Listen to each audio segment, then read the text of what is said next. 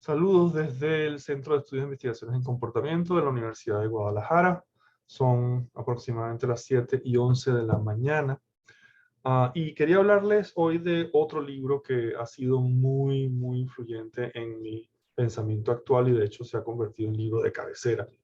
A pesar de que fue publicado en 1987, se ha vuelto un clásico en el área. El libro se titula Partes, un estudio en ontología de Peter Simons, publicado por Oxford University Press.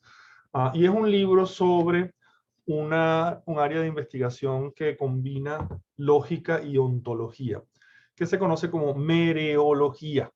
La mereología es el estudio, tratado, ciencia o teoría de las relaciones parte-todo.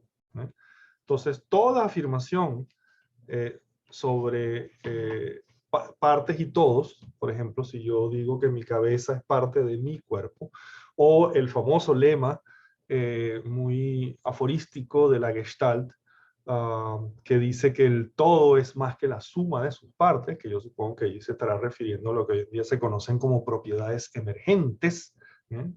Con las cuales, por supuesto, no tengo problema. Pero ese tipo de afirmaciones, cuando yo digo que este libro es parte de mi biblioteca personal, todo ese tipo de afirmaciones se analizan o son analizables de manera muy rigurosa dentro de la mereología. Etimológicamente, la palabra mereología viene del griego meros, que significa partes, o parte. Entonces, en este libro Simons es un libro muy denso, es introductorio, pero muy denso, muy técnico, pero totalmente vale la pena. Se los recomiendo ampliamente. Está disponible por préstamo digital en el archive de Internet. Entonces, es un libro que está lleno de formalismos. Está inspirado por los trabajos iniciales de Lesniewski sobre el tema de las relaciones parte-todo. Entonces, es muy riguroso. Pero la parte que he utilizado más para algunas de mis reflexiones metafísicas u ontológicas dentro de la psicología, específicamente en este manuscrito que les he mencionado que actualmente se encuentra en revisión. Después les contaré si fue rechazado o no y quizás hasta les comparta los comentarios como un ejemplo de o un caso de proceso de revisión. Y en ese manuscrito pues discuto posibles fuentes ontológicas de la crisis de la replicación en psicología. Y el concepto que utilizo es el concepto de dependencia ontológica, o también se le llama dependencia existencial. Y la dependencia existencial es el tipo de dependencia más fuerte que hay y no ha de ser confundida con otros tipos de dependencia, como por ejemplo dependencia causal o dependencia económica, y eso son unas distinciones que discute Simons en su libro, o dependencia psicológica o dependencia de sustancias adictivas, etc. No, la dependencia ontológica o existencial es el tipo de dependencia más fuerte. Como su nombre lo indica, es una dependencia de la existencia misma de algo respecto a otra cosa. Entonces se dice que X, un objeto X, depende ontológicamente de otro objeto distinto, Y, sí y solo sí. Si Y no existiera, X tampoco existiría. O para ponerlo de una manera más modal, necesariamente si X existe, entonces Y existe. Al revés, ¿no? Antes los puse en forma negativa, de negación. Entonces, ejemplos, pues hay muchos, y son muchos de ellos que analiza Simons, son ejemplos justamente de dependencia ontológica de partes y todos. Respectivamente, de partes respecto a sus totalidades y viceversa, de totalidades respecto a sus partes. Por ejemplo, mi dolor de cabeza en este momento, que no tengo realmente un dolor de cabeza, pero imaginemos que tengo un dolor de cabeza en este momento. Mi dolor de cabeza no existiría si yo no existiera, Fíjense en la forma contrafáctica en la cual se afirma esto, porque es inevitable. El hecho es que yo existo.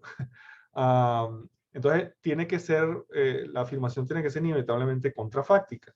Si yo no existiera, mi dolor de cabeza tampoco existiría. Y esto se puede expresar en una semántica de mundos posibles, diciendo que en todo mundo posible, donde una contraparte, para ponerlo en términos del realismo modal de Lewis, una contraparte de mi dolor de cabeza existe, y por tanto, también una contraparte mía existe. Entonces se pone en términos de necesidad, que es un operador modal, es un término modal, que se usa de nuevo, se habla de necesariamente, y es técnicamente es cuantificación universal en mundos posibles. Para todo mundo posible o en todo mundo posible en el cual mi dolor de cabeza, una contraparte de mi dolor de cabeza existe, también una contraparte mía existe. Entonces la dependencia ontológica es la forma más fuerte de dependencia. Y así, pues hay muchos otros ejemplos. Una molécula particular, específica, concreta de agua, no existiría si sus dos átomos de hidrógeno no existieran. Entonces se puede poner en términos modales diciendo necesariamente si esta partícula o esta molécula más bien de agua existe, entonces